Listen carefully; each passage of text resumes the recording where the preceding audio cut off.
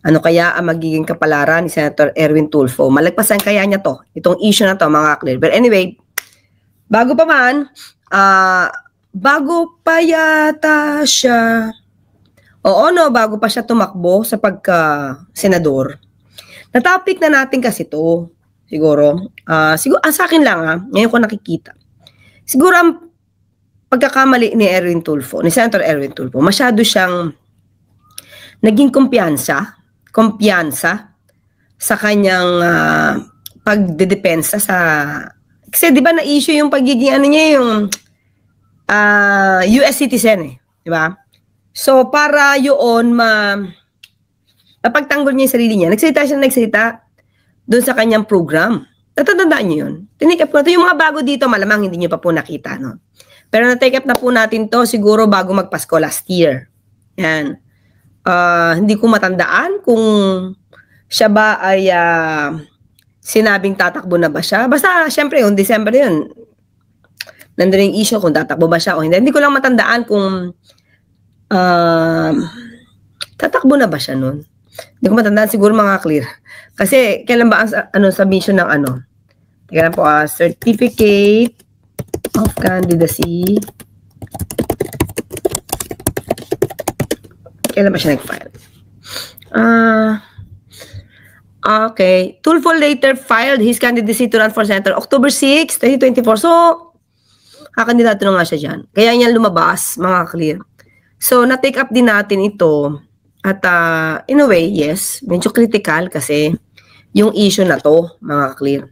So, dito tayo muna pumunta. Asan na ba yan? May konteksto yan Saan na ba yun? Okay. Pakita ko lang sa inyo, mga clear, Diba? Siya ba yung na pangalan ng Erich Sylvester? Tandaan nyo? Tignan natin to. Ito.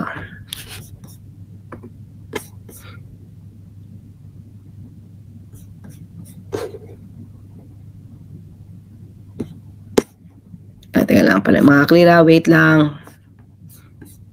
Saan ba iba? Anyway, ito kumalat kasi ito. Tumalat ito. Kanino ba galing to? Okay. Pakita ko lang, mga clear. Para alam yung konteksto. Ito, sa Optic Politics, parang dito to nakuha. Pero base naman to sa base ito sa report. Base naman to sa records. Erwin Tulfo, the controversial figure currently occupying a seat in House of Representatives under the ACT-CIS party list, is angling for higher position. Kasi kung December 30 yan, nag-file siya ng October, tatakbo siya talaga. Kumaga, kandidato na siya dito. But let us make one thing clear. Tulfo does not deserve a seat in the upper chamber of the legislature. His actions, character, and history make him unfit to serve as senator. Okay, so, pero ito, mas ito yung naging issue sa kanya. Tulfo's track record of the seat is now internationally recognized. Okay? Ito, huwag na natin yung mga side comment. Doon tayo sa U.S. Department of State, a letter from the U.S. Embassy in Manila dated October 11, 2022 revealed that Tulfo fraudulently acquired a U.S. passport under the name Erich Sylvester Tulfo, claiming to be born in Hawaii. Okay, however, evidence including his own admissions proves he was born. Wait lang.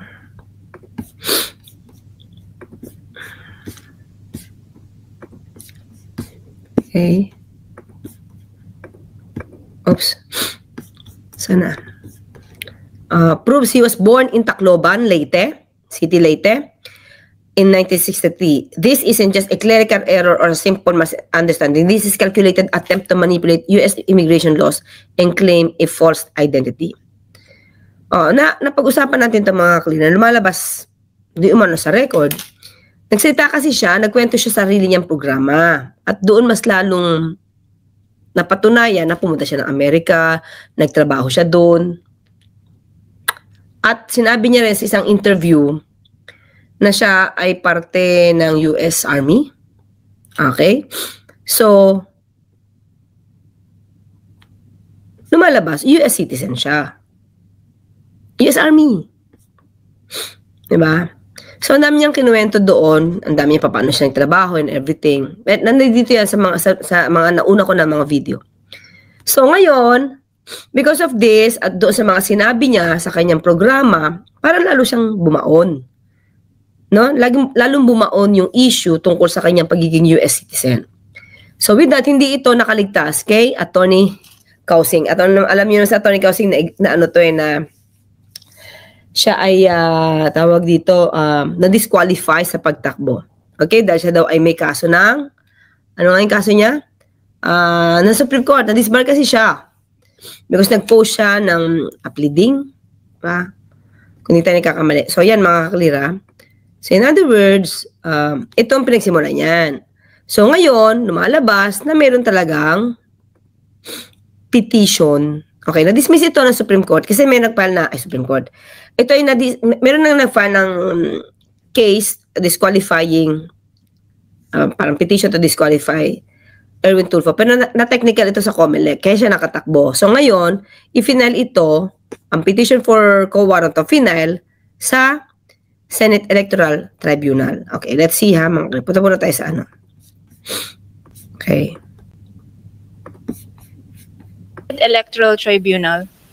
We would like to emphasize that for this year, January to September 2025, we have accomplished the following activities.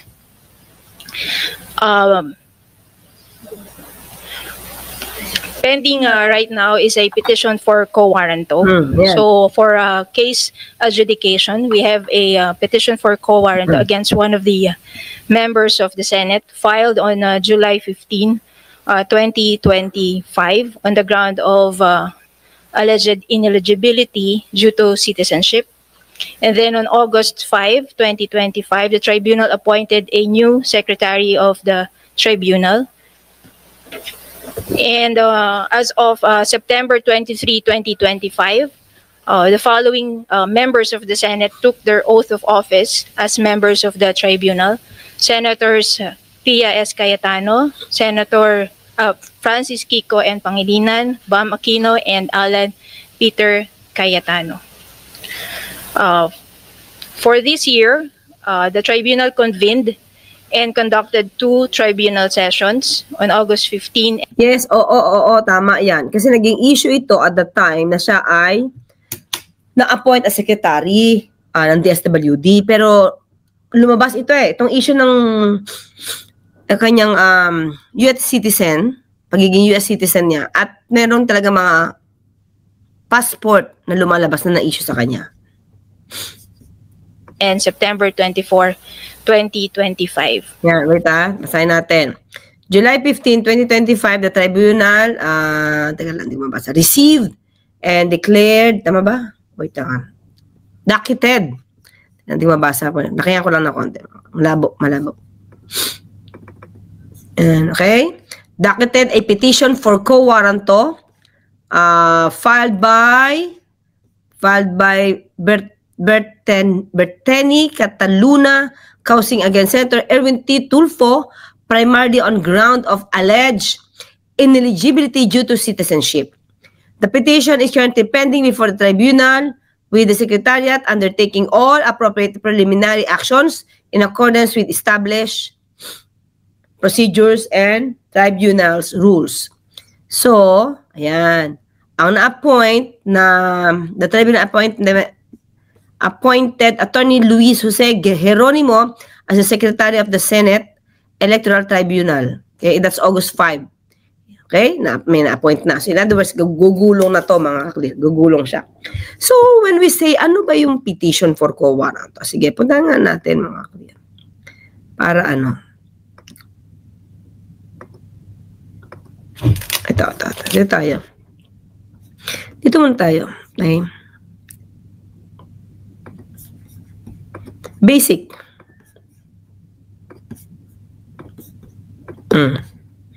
Basic tayo Pare-pareho naman yan kahit sa stage yan.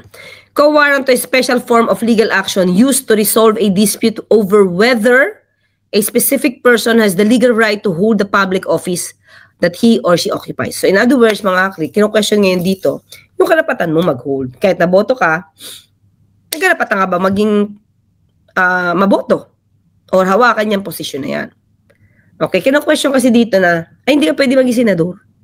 Kasi ikaw ay American citizen. Diba? So, pero sabi niya kasi dito, pinakancel niya na yung kanyang passport, US citizen. Diba? So, problema, may mga issues pa rin dyan. Diba? Oh, sige, tuloy tayo mga kakli, tapos tingnan natin yung ibang issues dito. Okay. I would not discuss the other accomplishments of the various service groups of the tribunal, as it will entail a very lengthy discussion. I would just like to emphasize that the tribunal is continuing with its efforts to digitalize and modernize its systems and processes. That is why for our proposed budget for fiscal year 2026, we are humbly requesting the restoration of our capital outlay of 3 million pesos, and if possible, an additional 7 million capital outlay to purchase service vehicles to replace service vehicles that have reached their end of useful lives, estimated at 7 million. And then for okay, yun lang mga Chris. So, tingnan natin ngayon, ano ba ang naging reaksyon ni Senator Erwin Tulfo dito. Saan natin i-discuss yan na yung petition. Okay. At para kay Senador Tulfo, ang inihaing petisyon laban sa kanya ni Berteni Cosing. Partikular ito sa co-warrant of petition laban sa senador na nakabinbin sa Senate Electoral Tribunal o SET. Paliwanag ni Senador Tulfo, parehong tao na pawang disbarred lawyer ang paulit-ulit na nag-file. Ito, okay. Matatandaan ka, parehong tao rin po na isang disbarred lawyer ang paulit-ulit na nag-file ng disqualification case laban sa akin noong panahon ng kampanya, kaya din na rin po tayo nagulat.